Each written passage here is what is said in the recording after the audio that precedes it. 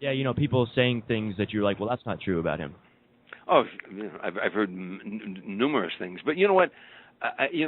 Let me tell you a little story. One time I was flying with Frank in his private jet. We were on our way to do a gig, and in the private jet, there's always a map on the wall, a chart, a graphic chart that shows where you're at.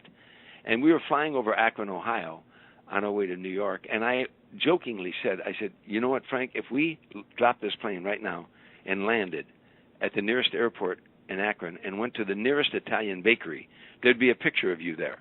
And the guy who owns the bakery would swear to God you can't go on stage every night without eating 2 of his cannolis.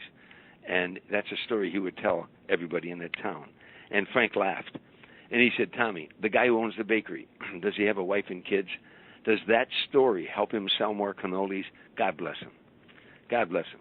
He said, as long as they don't say I hit somebody over the head with a cue stick or something like that, But I've always thought about that for years. I hear people telling things about Frank that I know aren't true. But they're fun stories. If they're fun stories, then I, then that would offend me. But for the most part, I always think of what Frank said. Does that story hurt anybody?